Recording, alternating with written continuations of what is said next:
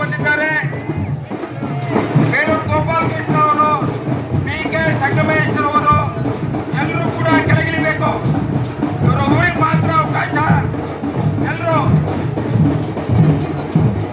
ಎಲ್ಲರೂ ಕೂಡ ಕೆಳಗಿಳಿಬೇಕು.